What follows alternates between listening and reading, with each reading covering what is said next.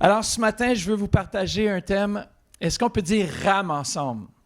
Rame, pas rame en bateau, mais rame, R-A-M. Et ce matin, l'acronyme veut dire révélation, application, manifestation.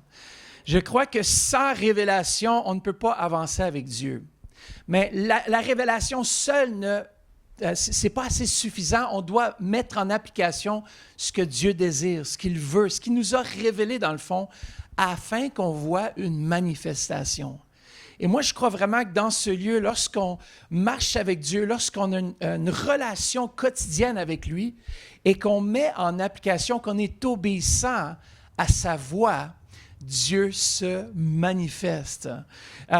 Justement, si tu veux juste venir raconter le témoignage qu'on a vécu il y a 2-3 semaines, lorsque moi j'allais au camping et toi tu es resté à la maison, pas à la maison, mais tu es allé à l'église à Ottawa et moi je suis parti faire de l'évangélisation il y a quelques semaines. Juste raconter ce qui s'est passé. Okay. Chaque année, on va dans un camping avec 2000 personnes et puis ils ont tous les dimanches de l'été, ils ont des invités qui font la louange et la prédication. Puis ça, c'était notre tour d'y aller. Et chaque année, ça fait 10 ans que je vais avec lui. Mais ce dimanche-là, le samedi soir d'avant, je ne le sentais pas. Je le sentais qu'il fallait que je reste à Ottawa avec nos campus. On a 2 services, à peu près 650 personnes en tout. Et je sentais que je ne pouvais pas partir. Puis je lui dis ça, puis il me dit « Oh, ben non, j'aurais aimé que tu viennes avec moi. » Puis après, je suis comme, non, je le sens pas. Il y a quelque chose, il faut que je reste. Il dit, bon, si tu le sens pas, reste. Puis effectivement, je suis restée. Et puis, premier service, ça s'est très bien passé. Deuxième service, je ressens, lève-toi, va voir en arrière. Je me lève, je traverse toute la salle, je vais dans les corridors. Et là, je tombe sur la police qui était à la porte. J'ai dit, vous faites quoi? Il dit, écoutez, une famille de chez vous, un enfant s'est sauvé, de 3 ans, s'est sauvé dans la rue. On a retrouvé l'enfant, on l'a ramené à la maison, mais il y avait un autre enfant de 8 ans qui nous a dit que les parents les avaient laissés seuls puis qu'ils étaient à l'église Le Centre. Donc, on cherche les parents. et moi, je connaissais ce couple, mais mon équipe ne les connaissait pas, donc ils n'arrivaient pas à repérer. Il y avait 300 personnes dans la salle, ils étaient où? Donc, moi, je les cherche. Pour finir, j'appelle. J'ai dit, regardez qui c'est qui cherche son téléphone. Personne ne bougeait. La maman répond, puis je dis, t'es où? Elle dit, je suis là. J'ai dit, non, mais t'es où? T'es à l'église? Elle dit, non, je suis en commission. Ben, j'ai dit, dépêche-toi de rentrer, parce que la police est à ta porte, et puis ils ont trouvé ton enfant dans la rue. Donc, heureusement que je suis restée, parce que personne ne les connaissait, pour indiquer, pour appeler la bonne personne, qu'ils n'aient pas besoin de descendre les enfants au poste en attendant de retrouver les parents. Ça aurait été traumatisant. Ça, c'était la première situation. Le service se termine. Et puis, on a un de nos travailleurs qui a 78 ans, qui fait un énorme malaise cardiaque à la sortie. Et j'avais une infirmière sur l'équipe, et elle et moi, on a géré l'ambulance et tout ça, mais ça a passé à 2 doigts qui nous claquent dans les mains. Et le fait d'avoir été là, le fait d'avoir eu les réflexes avec l'autre infirmière aussi, d'avoir bougé très vite, j'aurais pas pu être au camping puis qu'il m'appelle en disant qu'est-ce qu'on fait ou qu'il m'appelle en disant on a dû l'embarquer dans l'ambulance. Puis j'avais reçu la révélation de rester. Vous comprenez? Et le plus vite, quand Dieu te parle, que tu bouges, le plus vite la prochaine fois, il va te parler encore plus et encore plus. Et là, il y a une accélération depuis la voix, elle est petite, hein, la voix, elle n'est pas forte. Le ressenti, ce que Dieu te met, mais plus tu bouges sur ce qu'il te dit, plus ça se manifeste et il t'utilise pour différentes choses. Donc, je vous encourage ce matin. Excellent, merci.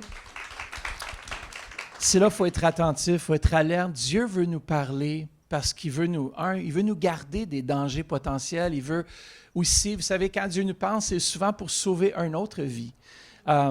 Souvent, on a souvent des pensées d'appeler telle ou telle personne à l'église, on leur téléphone, puis finalement, ils étaient vraiment découragés.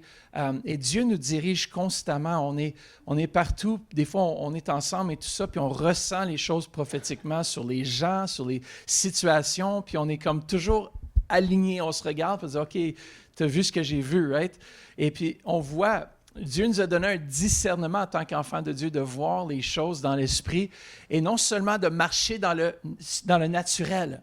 On a absolument besoin de capter ce que Dieu veut nous dire, dans le fond, dans l'esprit. Il veut nous révéler quelque chose. Ce n'est pas quelque chose qui est super loin, là-bas, puis jamais je vais atteindre ça. Non, dans notre quotidien, Dieu veut se révéler à toi. Dieu veut se révéler à toi dans ton école, dans ton travail. Il veut se révéler. Et le premier, c'est révélation. Dans le fond, c'est de saisir ce que Dieu dit. Dans le fond, c'est tellement important d'être attentif. Vous savez, on a tellement de distractions, on a tellement de choses qui nous distraient quotidiennement. Mais Jésus, dans Jean 10, 27, nous dit quoi? « Mes brebis entendent quoi? Entendent ma voix. » Premièrement, on doit être ces brebis. Lorsqu'il fait référence aux brebis, je ne sais pas si vous avez déjà vu les brebis, mais on peut même mélanger deux troupeaux ensemble de brebis. Et lorsque le berger, peut-être les Suisses vont savoir ça plus, mais lorsque le berger fait appel, il peut être tout mélangé ensemble, mais les brebis de ce berger vont se départir des autres pour venir parce qu'ils entendent la voix du berger. Et quoi? Et ils suivent la voix du berger. Et mes brebis, dans le fond, signifie qu'on a donné premièrement notre vie à Jésus. Est-ce que vous avez donné votre vie à Jésus ce matin? Est-ce que vous lui appartenez? Si vous ne lui appartenez pas, on va faire une prière avec vous après le service. Parce que vous savez, c'est la première étape. Moi, j'ai donné ma vie à Jésus. C'est-à-dire, je me rappellerai toujours, j'étais dans une réunion avec mon père. J'ai donné ma vie à Jésus 2 fois tellement j'étais perdu. La première fois, c'était à Montréal. Je me rappelle, comme si c'était hier. Il y avait l'appel au salut, vous savez, puis en tant que fils d'évangéliste, de pasteur, on doit être des exemples. Ça devrait, non, les fils de pasteurs, et des fois, c'est les pires, OK? Nous, on était vraiment dans ce cadre-là des pires, on faisait tout ce qu'on ne devait pas faire. Mais ce dimanche-là, j'ai fait ce que je devais faire, j'ai levé ma main pour accepter Jésus dans la ville de Montréal. Et je me rappellerai, mon père, il n'en revenait pas, il regardait, puis il dit, c'est pour l'appel au salut, ceux qui veulent donner leur vie à Jésus. Là, j'ai levé ma main et puis je suis venu devant et mon frère a fait la même chose, a levé sa main en même temps que moi, puis on a accepté Jésus ensemble. Et ensuite, je me sentais pas tout à fait converti. J'avais l'impression qu'il me restait encore, je devais faire un autre lever de la main. Et je me rappellerai, la deuxième fois que j'ai levé la main, c'était dans l'église de ma future femme en Suisse, que j'ai redonné ma vie une deuxième fois. Et mon père, il prêchait. Puis après, il a dû me dire, ben, tu sais, une fois que tu donnes ta vie à Jésus, c'est correct, tu es sauvé. Ouais, mais j'ai dit, tu comprends pas, je me sentais encore perdu. J'étais tellement perdu que j'avais besoin de 2 saluts, non? J'avais besoin de le faire 2 fois pour moi-même. Mais Christ est mort une seule fois pour toutes. Et lorsqu'on l'accepte dans nos vies, c'est le prérequis, dans le fond, pour avoir cette communion avec Dieu, le Saint-Esprit. Et dès ce jour-là, je sais qu'il y a quelque chose qui s'est passé et le Saint-Esprit est venu habiter en moi. Jésus a dit que lorsque, dans Actes chapitre 2, on voit justement que le Saint-Esprit était libéré afin qu'on puisse comprendre, saisir des choses surnaturelles, des choses qu'on ne peut pas savoir de façon naturelle. Si vous avez donné votre vie à Jésus, vous avez aussi reçu cet esprit par lequel on peut dire « Abba Père ». Cet esprit avec qui on peut avoir une relation. Et dans 1 Corinthiens 2,10, ça nous dit quoi? C'est car l'esprit sonde tout, même les profondeurs de Dieu. Si j'ai reçu l'esprit de Dieu, je peux comprendre ce que Dieu s'attend de moi.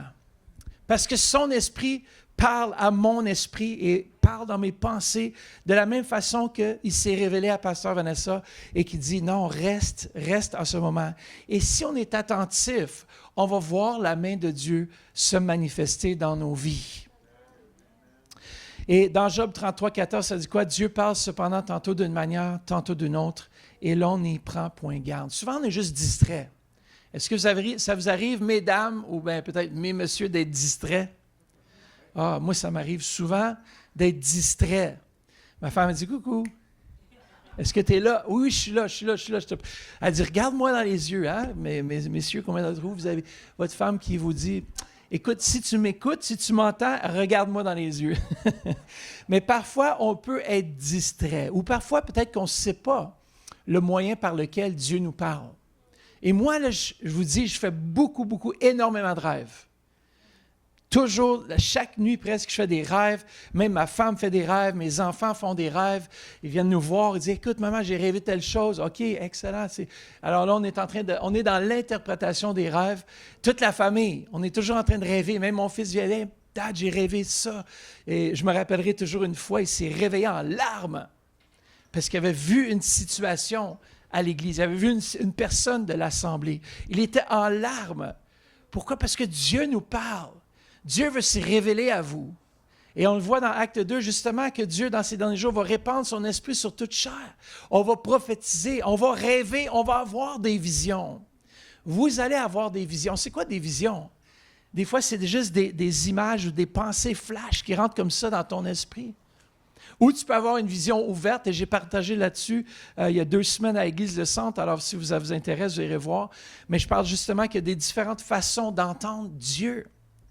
Et par exemple, Dieu se révèle de différentes façons par un prophète, une parole prophétique, une parole de connaissance. Souvent, la parole de connaissance, c'est juste une pensée, comme Pasteur Vanessa, une pensée qui ne vient pas de toi. Tu dis, il y a quelque chose que je dois faire.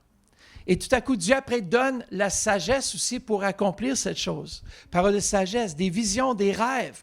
Combien d'entre vous faites des rêves ici? Ah, c'est bien. Est-ce que vous les notez? Vous savez, la première chose qu'on doit faire, si on valorise nos rêves, Dieu va nous en donner d'autres. Si on ne valorise pas le moyen par lequel Dieu nous parle, des fois, ça peut arrêter ou ça peut cesser, mais moi, j'ai une note. Et vous savez, on doit le noter rapidement parce que c'est comme de l'encre invisible. C'est là et des fois, tu l'oublies. Mais souvent, les rêves qui viennent de Dieu sont pleins de couleurs. Tu es comme, oh my goodness, tu te réveilles, tu es marqué. Des fois, je ne sais pas si vous avez déjà rêvé le matin quelque chose ou souvent dans la matinée, et tu te réveilles et tu es marqué. Jusqu'à midi, tu es encore dans ton rêve. Souvent, Dieu veut nous parler par des rêves ou encore par des circonstances orchestrées par Dieu.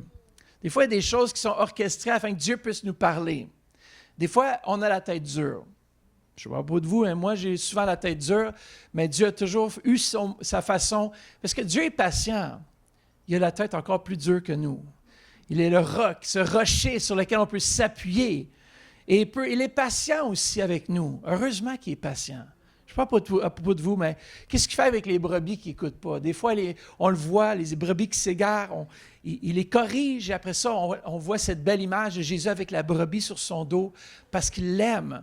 Il veut l'apporter là où est-ce qu'elle va être en sécurité. Et Dieu peut se révéler aussi par sa parole écrite. Ça, c'est la façon la plus certaine. Par des conseils spirituels de leaders ou mentors ou une paix intérieure qui confirme une direction. Est-ce que vous avez déjà eu un manque de paix? Bougez pas. Dieu est en train de vous révéler quelque chose. Et souvent, lorsqu'on bouge, lorsqu'on a un manque de paix, des fois, on peut manquer une opportunité que Dieu veut ouvrir ailleurs. Et c'est important d'être alerte, d'être attentif, d'entendre sa voix et aussi de pouvoir mettre en application ce qu'il va nous dire.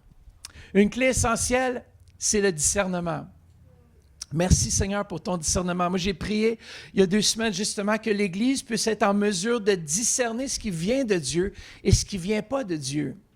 C'est tellement important. Le discernement, dans le fond, c'est une capacité spirituelle qui nous permet de distinguer entre ce qui est de Dieu et ce qui ne l'est pas.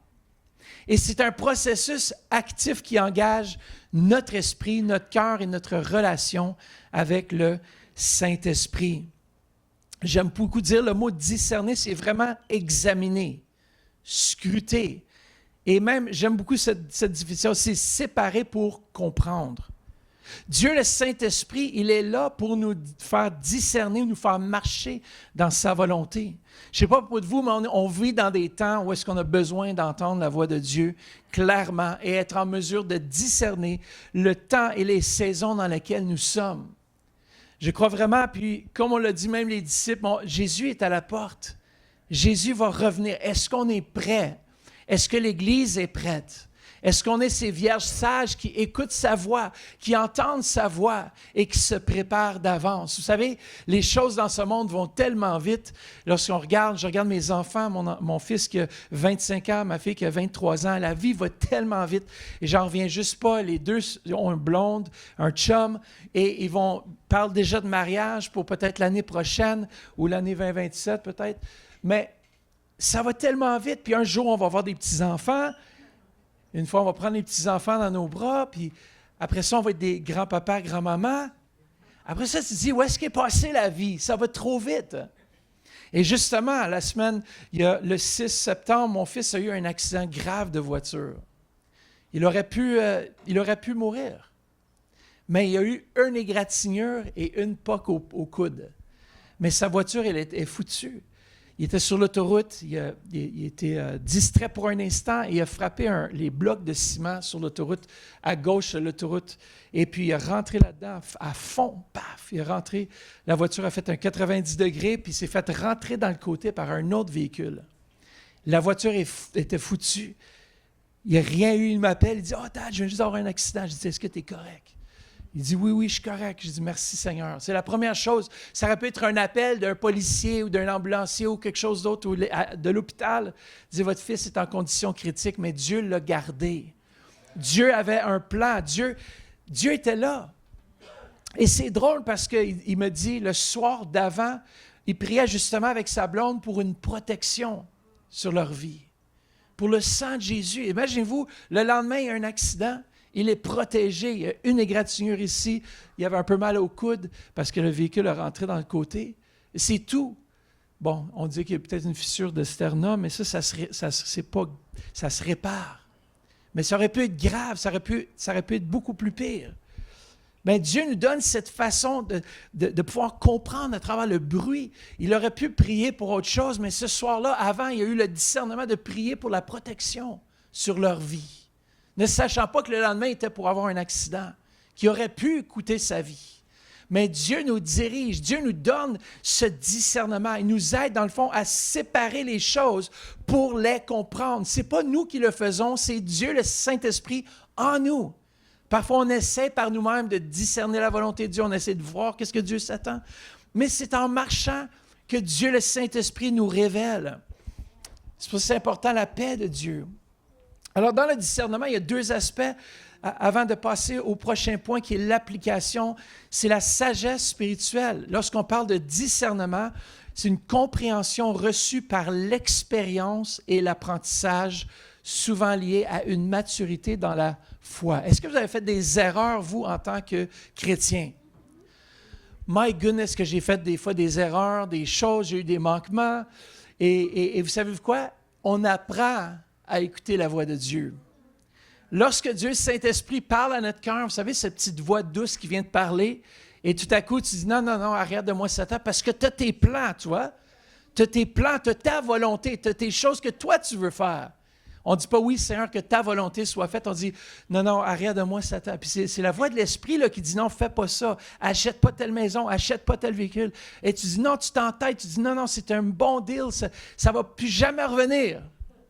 Surtout, les vendeurs sont bons pour ça, de dire que c'est juste aujourd'hui que tu vas avoir un rabais. C'est drôle, pendant 2-3 semaines, ils t'appellent, puis il y a le même rabais encore. Puis il en rajoute un autre en plus. Tu dis, bon, si j'attends encore plus longtemps, est-ce qu'il va y avoir d'autres rabais qui vont se rajouter? Mais le don aussi de discernement, c'est une révélation surnaturelle qui est donnée par le Saint-Esprit. Moi, je prie vraiment qu'il vous donne ce discernement, qu'il vous le révèle, dans le fond, sa volonté. Des fois, c'est dans la simplicité. Dans la simplicité, Dieu veut nous diriger. Il veut nous diriger. Dis à quelqu'un, il veut te diriger. Yes. Alors, le discernement est donc à la fois un don spirituel et une compétence qui se développe avec le temps. Tu vois, on aime beaucoup dire ce passage, « Toutes choses concourent au bien de ceux qui aiment Dieu ». Mais quelles sont les toutes choses? Des fois, il y a des circonstances, des fois, il y a des situations dans nos vies qui sont difficiles, mais on apprend à faire confiance à Dieu. On apprend à entendre Dieu au travers le bruit. Jésus est un exemple tellement parfait d'être en mesure d'écouter la voix de son Père, malgré la tempête. Imaginez-vous Jésus qui dort dans la barque pendant que ça va super mal. Tous les disciples paniquent, ils pensent tous qu'ils vont mourir. Jésus a dit, « Pourquoi vous avez si peur? » Et Jésus se tourne et il ordonne au vent et à la tempête de cesser. Imaginez-vous, tu restes sous le choc. Je ne sais pas pour de vous, mais lorsque ta vie est en danger, puis il y a quelqu'un qui ordonne au vent et à la mer de se calmer et que tout se calme tout à coup. Jésus avait cette communion avec Dieu le Père et il savait déjà qu'il devait prier sûrement pour la tempête parce que Dieu le Père lui révélait tout ce qu'il devait faire. Et moi, je crois qu'on peut entrer dans cette dimension, frères et sœurs, Église du Lac-Saint-Jean. On peut entrer dans cette dimension où est-ce que Dieu le Père nous révèle à chaque jour les choses qui viennent. Moi, je pense qu'on devrait aspirer à avoir une plus grande révélation de la part de Dieu. Je ne sais pas pour vous, mais moi, j'ai soif d'entendre sa voix clairement. Dieu veut nous garder, Dieu veut nous protéger, Dieu veut nous révéler parce qu'il y a des gens à l'extérieur qui se meurent sans Christ. Tout à coup, mon épouse, lorsqu'on était à la ville de Québec, elle avait une pensée, elle dit, il faut que je texte à telle personne. Elle texte à cette personne-là et justement, moi, je pense, elle m'avait dit en même temps, en tout cas, moi, je texte en même temps aussi. Puis là, il reçoit nos 2 textes, viens à l'église de Québec, on est là en fin de semaine. Et il dit, écoute, je suis débordé, je suis découragé, je suis dépressif. Il était vraiment dans un état critique. Quand on dit un état critique, ça veut dire que c'est la vie ou la mort. Il dormait dans son véhicule, dehors. C'était vraiment une situation. Et Dieu nous avait révélé, dans le fond, et Dieu révèle parce qu'il aime cette personne. Et si nous, on est ses enfants, on est alerte à la révélation que Dieu, qu'on applique ce qu'il nous demande de faire. Nous, on se dit, OK, on va relaxer. Demain, on a un petit peu de temps de liberté un peu avant d'aller rencontrer l'équipe de louange le soir. Finalement, Dieu, Saint-Esprit avait un autre plan pour nous. Alors, on a rencontré ce jeune homme, on a prié, on a fait de la thérapie par la prière ensemble avec lui. Et aujourd'hui, justement, hier, il nous texte justement, il dit, j'ai tellement la joie maintenant. Il a cuisiné des repas, il a dormi, il n'arrivait plus à dormir, il ne dormait plus la nuit. Il était capable de dormir, de se rétablir. Un jeune homme que l'ennemi voulait venir voler, que l'ennemi comptait des bêtises, des mensonges. Mais grâce à cette révélation et grâce qu'on a dit, on va appliquer, on va faire ce que Dieu nous demande de faire, même si des fois c'est difficile. Dieu exige, dans le fond, l'obéissance de ses enfants. Lorsqu'on ne veut pas faire une chose, Dieu il a toujours une raison, Dieu a toujours un but, Dieu a toujours un objectif. Et en tout cas, ce jeune homme était touché. Et puis, j'ai dit, on ne te laissera pas aller. On est avec toi. Puis, j'ai dit, on va faire un suivi de ce qui va se passer. Mais je sais que Dieu nous a utilisés. On était des instruments. Pourquoi? Parce qu'on était alerte, premièrement, au Saint-Esprit. Deuxièmement, on a mis en application, c'est-à-dire on a fait quelque chose avec cette révélation et Dieu s'est manifesté dans sa vie. Et vous savez, avec Dieu, c'est ça. On reçoit de Dieu une direction claire. Vous savez, recevoir une direction claire et l'appliquer, c'est là que vient la différence. Souvent, par exemple, dans l'application, on est rendu au prochain point, application, mettre en pratique la révélation, c'est tellement important parce que, justement, ce qu'on ne met pas en pratique ne sert à rien. Je peux avoir plein de révélations, comme j'ai de la connaissance, par exemple, mais si je ne l'applique pas, c'est inutile. Lorsque tu vas à l'université, une grande partie de tes jeunes adultes, les jeunes adultes vont à l'université pour apprendre des choses, n'est-ce pas? On va tout à l'université, il y a beaucoup de choses qu'on apprend, qu'on ne va pas nécessairement se servir, mais dans notre domaine, il y a beaucoup de choses qu'on doit apprendre. Mais maintenant, qu'est-ce qu'on fait avec toute cette connaissance? On doit l'appliquer. Mon épouse et moi, justement, on fait du travail EMR. Si tu peux mettre, après je reviendrai à la définition de ça, juste l'image, ouais. L'année passée, il y a quoi, 2 ans? 3 ans passés, on a dit, on veut s'impliquer dans la communauté. On veut faire quelque chose pour demeurer connecté à des non-chrétiens, pour rester connecté aux choses, pas aux choses du monde, mais aux gens qui sont des fois dans le monde. Et on a fait un cours EMR, ça s'appelle en Ontario, c'est un premier répondant, mais supérieur, là, d'urgence. Premier répondant d'urgence, c'est comme un peu les pompiers ont aussi. Puis même pas, des fois, ils n'ont même pas le niveau. Puis en tout cas, c'est juste en dessous de paramédic. Puis on a décidé de faire ce cours justement pour être en mesure d'aider les gens, d'aller dans les foires, aller dans les marathons. Et justement, on est payé pour faire ça sur notre temps aussi qu'on a de congé. Et on a eu tellement de rencontres, mais c'était drôle parce que, vous savez, ce que tu apprends en classe, lorsque tu le vis en vrai, c'est une autre chose. Alors, je peux comprendre, je peux avoir saisi, je peux l'avoir fait sur une poupée, là, mais quand tu le mets en application, le monde, quand tu as une fille qui fait il y avait une fille de 15 ans qui faisait une surdose, et puis tu es là, puis tu sais, elle vomit, en tout cas, vous comprenez, elle n'allait pas bien du tout. Alors, on a dû prendre soin, j'ai dû prendre soin, ma femme n'était même pas là à ce moment-là. Mais on a eu d'autres cas où est-ce que des gens étaient sur le point de mourir. Alors, on doit intervenir. Mais c'est une chose de connaître comment, et c'est un autre de le mettre en application. Alors, l'application consiste à mettre en pratique ce que l'on a appris, compris ou reçu. c'est le passage de la théorie ou de la révélation à l'action concrète. En d'autres termes, c'est agir en fonction de ce que Dieu a révélé ou enseigné. Alors, j'aime beaucoup Jean 5, 19 parce que c'est Jésus qui a dit ça. En vérité, je vous le dis. Le Fils ne peut rien faire de lui-même. Il ne fait ce qu'il voit faire au Père. Et tout ce que le Père fait, quoi? Le Fils aussi le fait pareillement. Alors, justement, le Père céleste veut se révéler par son Saint-Esprit.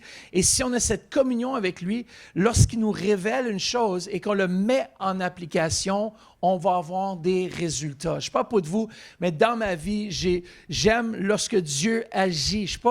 Lorsque je suis venu au Seigneur, j'ai dit, je veux être dans une église en feu. Je veux être dans une église où est-ce que Dieu agit. Je ne suis pas venu au Seigneur, j'ai dit jamais qu'on va être responsable d'une église morte. On voulait avoir une église vivante. Et c'est ce que les gens ont besoin aujourd'hui. Ce n'est pas juste une église qui fait la routine, mais c'est une église, c'est des gens qui viennent ensemble parce qu'ils veulent entendre Dieu ensemble et ils veulent être obéissants à la voix de Dieu et le mettre en application et voir la gloire de Dieu se manifester.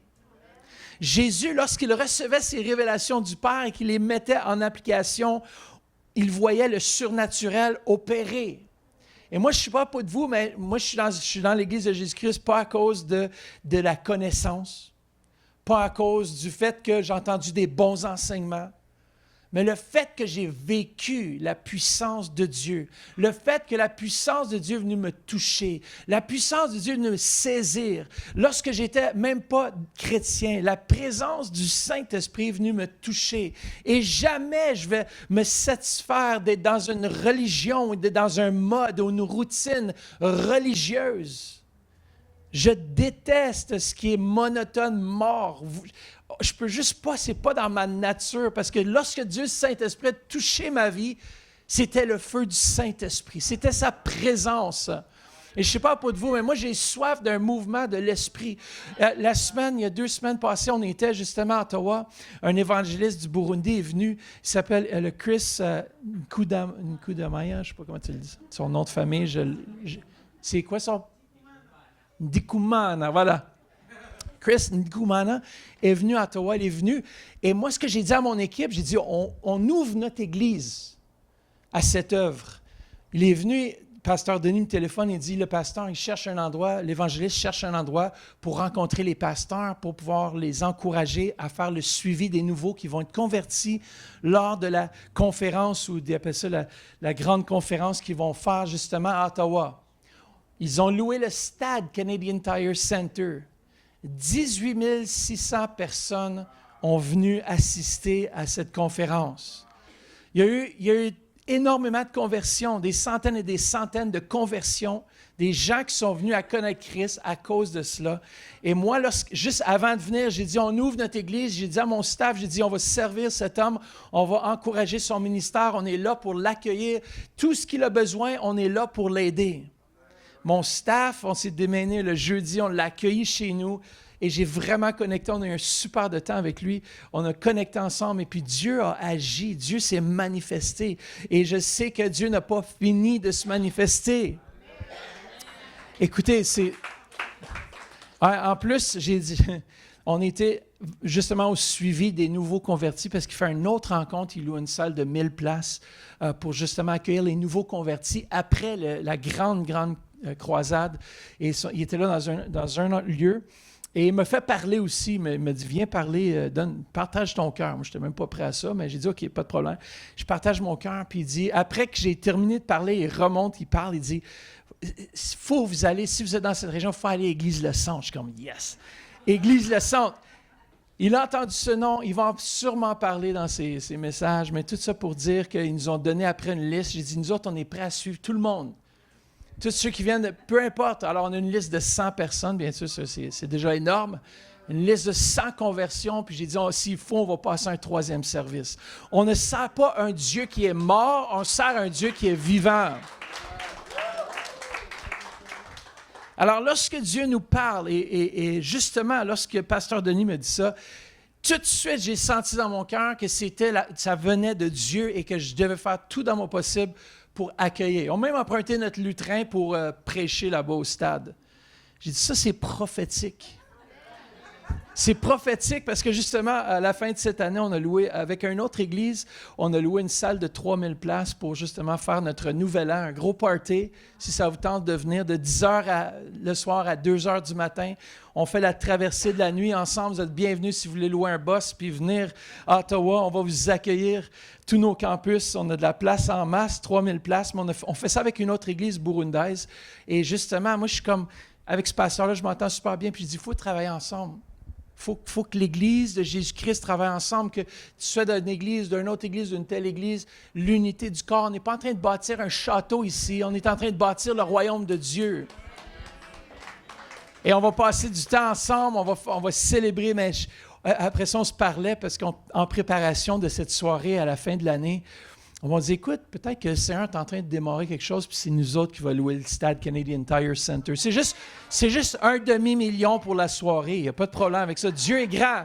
Dieu, il détient toutes les finances. Fait que si pour lui, il n'y a pas de problème. Vous auriez dû voir la face de la sécurité au stade lorsque les gens qui étaient possédés dans le fond, qui étaient remplis de démons qui se roulaient à terre, ils ne savaient plus ce qui se passait. Ils ne savaient plus, la sécurité était là, ce que j'appelle les paramédics. Pourquoi ils tombent à terre de même? Pourquoi qu'ils manifestent? Alors Chris a dû dire, écoutez, c'est normal, la sécurité du stade, c'est des choses normales qui arrivent dans nos réunions, n'ayez pas peur.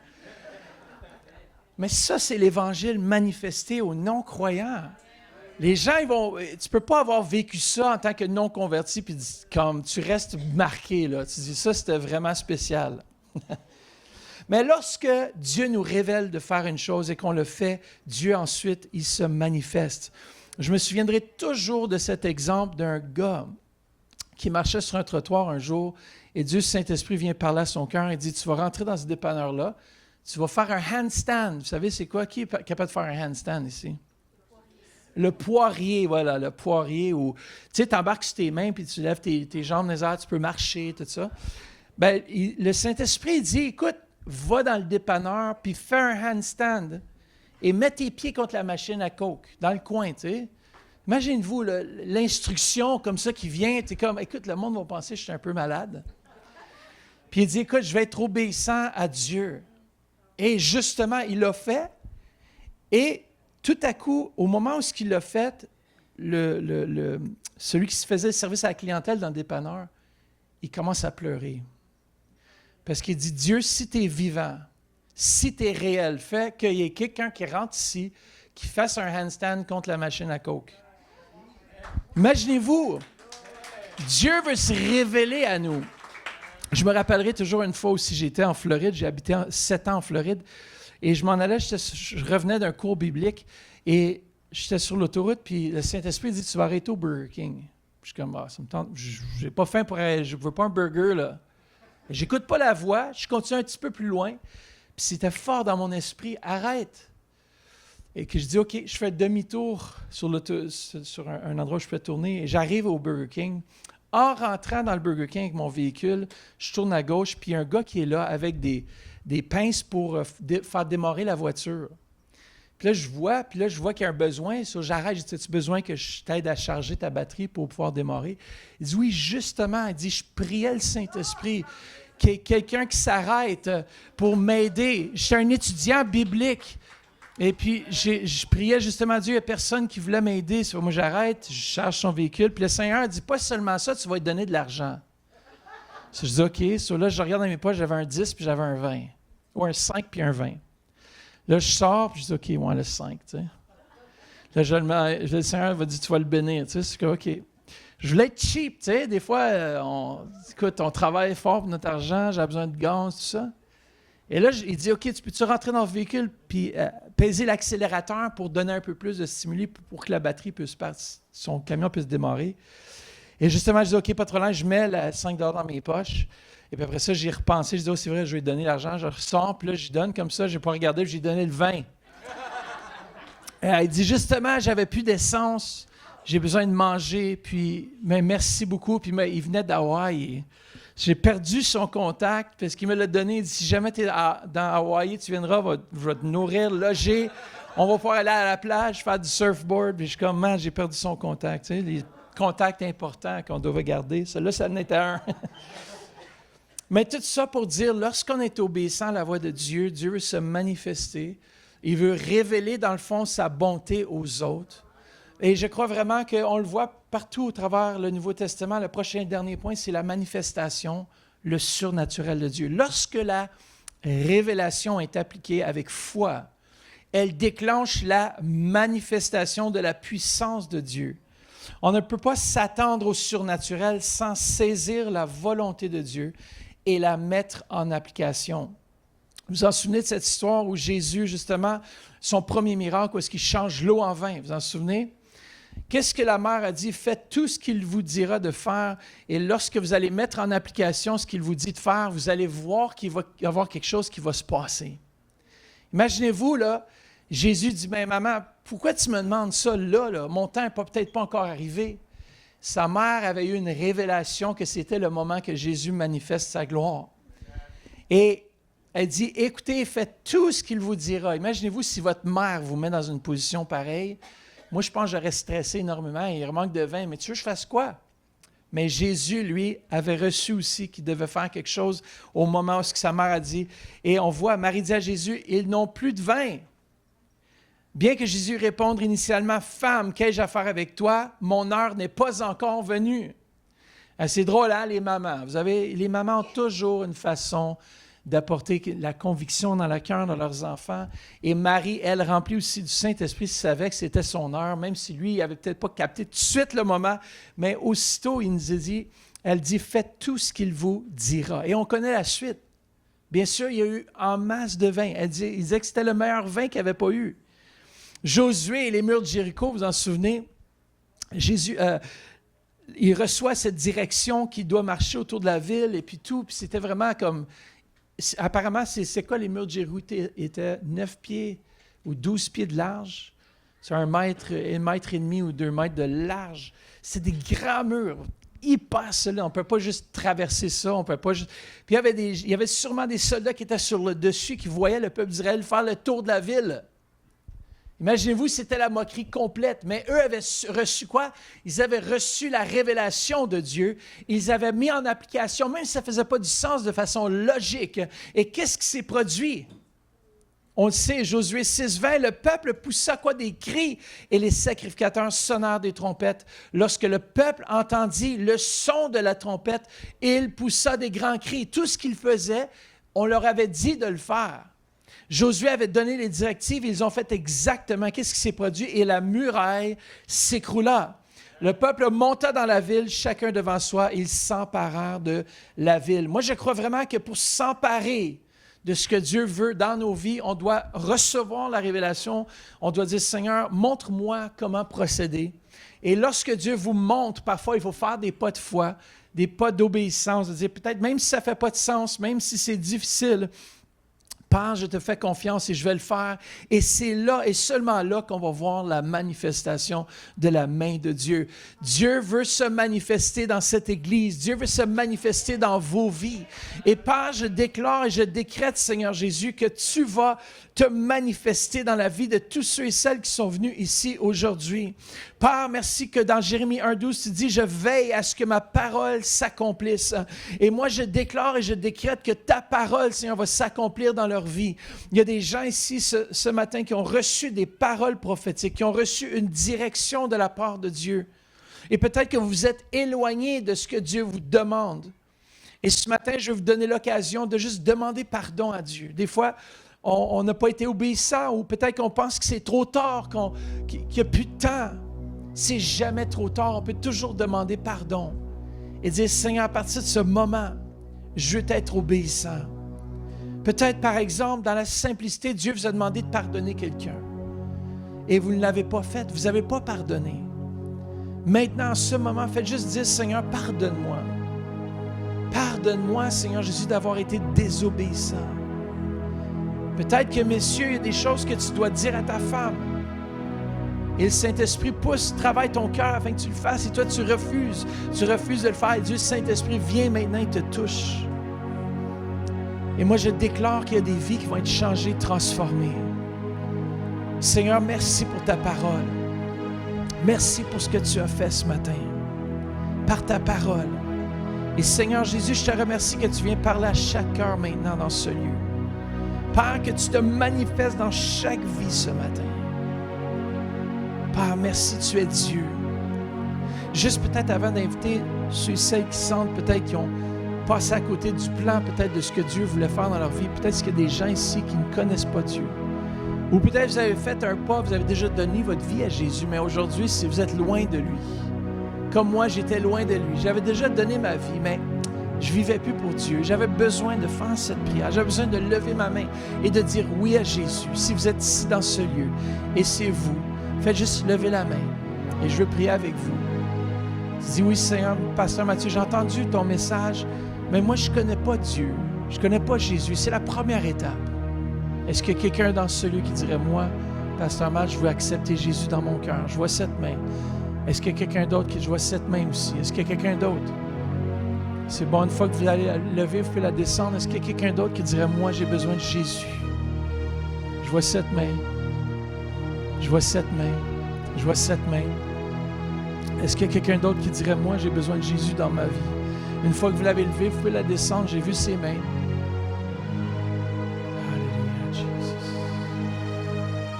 Vous savez, il n'y a rien de plus beau que de donner sa vie à Jésus. Le ciel est en fête lorsque une âme vient à sa connaissance. Et ce matin, ceux qui ont levé la main, est-ce qu'il y a quelqu'un d'autre qui dirait, moi, j'ai besoin de Jésus? Fais juste, lève ta main maintenant. On ne peut pas résister au Saint-Esprit. Le Saint-Esprit, il ne me lâchait pas. Il est venu me voir, il me parlait à mon cœur. C'est comme si j'avais le choix, mais j'ai fait cette décision de le suivre. Est-ce qu'il y a quelqu'un d'autre ici? Le Saint-Esprit vous pousse présentement, c'est bon, je vois cette main, tu peux la descendre. Est-ce qu'il y a quelqu'un d'autre qui dirait, moi, j'ai besoin de Jésus? Je vais vous demander un autre pas de foi. C'est de venir ici devant. J'aimerais prier personnellement avec vous. Venez juste devant. Ceux qui ont levé la main, venez, on va prier avec vous. Je n'essaie pas de vous humilier. La Bible dit, si on confesse Jésus de notre bouche devant les hommes, et qu'il va nous confesser un jour devant son Père. Si vous êtes dans ce lieu, vous avez levé la main, faites juste, avancez-vous, je veux prier avec vous. Ça prend du courage. Ça prend du courage. Yes. Merci, Seigneur Jésus. Oubliez votre voisin, votre voisine. Ils ne seront pas là le jour que vous allez vous présenter devant Dieu. Vous savez, on en rend compte individuellement. Yes, c'est ça. Merci pour ton courage. Ceux qui ont levé la main, venez. Je vous attends, venez juste. Venez devant. Venez juste vous mettre en face de moi. Vous pouvez me regarder. Vous n'avez pas besoin de regarder la foule. Tu peux venir juste ici. Tu peux me regarder moi, comme ça c'est moins gênant. Tu peux vous tourner, faire face à moi ici. Est-ce qu'il y a quelqu'un d'autre? Il y en a d'autres qui ont levé la main. Si vous voulez, venez. Ça a pris énormément de courage. Le Saint-Esprit va toucher ta vie. Merci, Seigneur. C'est quoi ton prénom? Francis, le Seigneur va te visiter tellement puissamment. Tu n'as rien vu encore. T'as rien. Le Seigneur, il t'aime. Il t'avait formé depuis le ventre de ta mère. Il t'avait appelé. Il t'avait choisi. Et là où est-ce que tu es présentement dans ton milieu, le Seigneur Jésus va servir de toi comme instrument entre ses mains. Oh Seigneur, merci pour Francis. Le Saint-Esprit, tu vas avoir une révélation de qui il est. Shokorondarasi. S'il y en a d'autres qui ont levé la main, venez devant, on va prier avec vous. Ça. Yes, merci Jésus. Est-ce qu'on va juste venir plus proche, c'est comme ça, on ne me sent pas trop loin de vous. Je veux vous avoir proche. Excellent. Ouais. On va juste prier. Yes. Faites juste répéter après moi. Ceux qui ont levé la main, peut-être que vous avez... Faites juste répéter après moi cette prière. Dites, Seigneur Jésus, je viens devant toi pour te demander pardon pour tous mes péchés. Lave-moi dans ton sang précieux. Maintenant, je te confesse comme le Seigneur et le Sauveur de ma vie. Je crois dans ton sacrifice sur la croix. Amen. Merci Jésus. Merci Seigneur Jésus, que tu puisses remplir ces vies, Seigneur Jésus, de ta présence, Seigneur Jésus.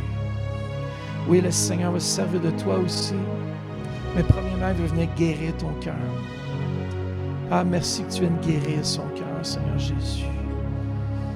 Oh, merci Seigneur Jésus. Oui, Seigneur, tu l'as vu, Seigneur, de loin, et tu l'aimais, Seigneur, tu l'avais appelé à ton nom, Seigneur Jésus. Tu l'avais appelé à toi, Seigneur. Merci pour cette femme. Tu puisses la remplir maintenant de ton Saint-Esprit. Je brise tout lien avec le passé. Tu sais ce qui voudrait la garder liée au nom de Jésus. Merci, Seigneur, que tu puisses la remplir de ta paix, de ton amour. Il y a eu beaucoup de turbulences dans ta vie, mais le Seigneur, maintenant, apporte une paix. C'est ça. Reçois sa paix. C'est lui le prince de la paix. Les tourments sont finis. Les tourments sont finis. Ah. Reçois. Pasteur Léane, si tu venais juste prier pour elle. Saint-Esprit est en train de faire une œuvre. Merci pour ce jeune homme, Seigneur, que tu puisses le remplir, Seigneur Jésus. Merci, Seigneur, qu'il a eu le courage de se lever et de t'accepter dans sa vie. Père, merci qu'il va faire une différence dans sa génération, Seigneur Jésus. Père, merci que tu le gardes, Seigneur, en toi. Garde-le en toi, Seigneur Jésus. Merci, Père, que tu puisses le remplir maintenant de ta présence. Au nom de Jésus. Merci, Seigneur, pour Francis. Merci pour sa vie. Merci pour ce que tu fais, Seigneur, en lui. Et merci pour ce que tu vas faire au travers de lui. Remplis-le maintenant de ta présence. Oh Seigneur Jésus. Quand je t'ai vu, je voyais comme une lumière qui... Le Seigneur va se servir vraiment de toi de façon incroyable. Je vois les anges venir au Seigneur à travers toi. Est-ce que tu avais déjà peut-être donné ta vie à Jésus dans le passé? Mais je vois qu'il y a quelque chose que Dieu veut faire dans ta vie. Tu vas être un instrument entre ses mains.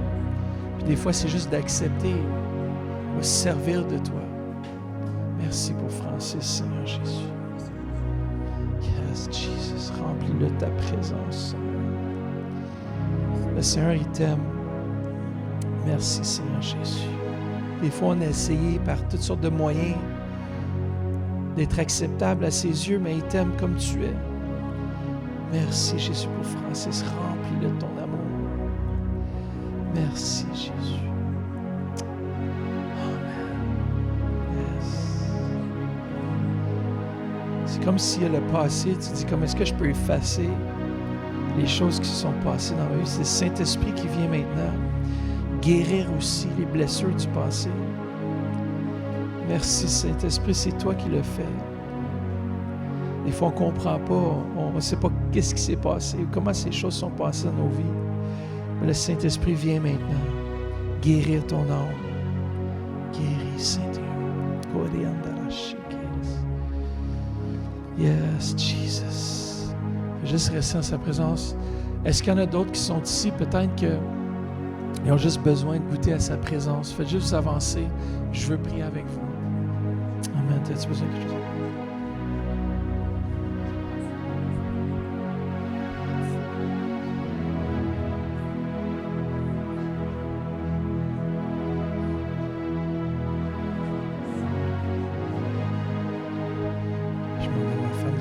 Avec toi, Seigneur Jésus, je te remercie, Père.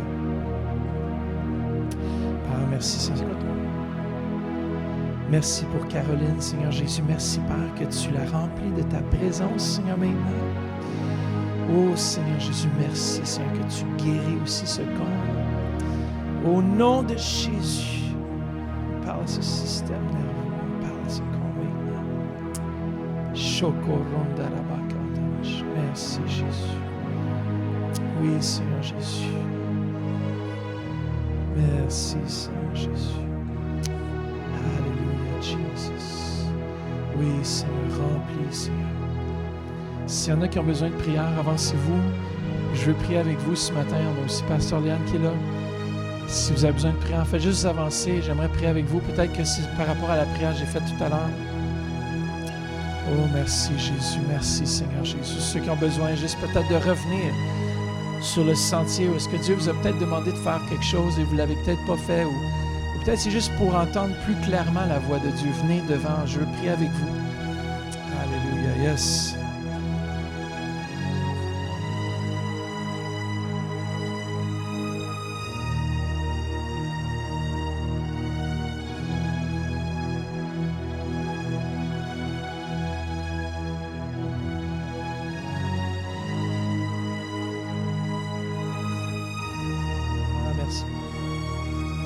Ta présence, Seigneur Jésus. Père, merci, Seigneur Jésus, que tu as des plans de bonheur pour sa vie. Et Père, merci, Seigneur Jésus, que tu mets tes paroles dans sa bouche. Père, merci, Seigneur, pour cet homme qui a à cœur les hommes. Père, on te remercie que tu vas lui donner aussi, Seigneur, des stratégies célestes. Le Seigneur va t'envoyer dans des endroits stratégiques au moment où est-ce qu'il va aller avoir un homme ou une personne qui a besoin d'entendre parler de lui. Il va mettre ses paroles dans ta bouche. Et ça va être différent peut-être que même ce que tu as vécu jusqu'à présent. Père, merci. C'est le Seigneur qui dirige. C'est lui qui dirige nos pas. Et merci que tu le fais pour Serge. Remplis-le de ta présence au nom de Jésus. Merci, Seigneur, pour cet homme, Seigneur, qui va apporter d'autres à te connaître. Au nom de Jésus. Amen. Yes.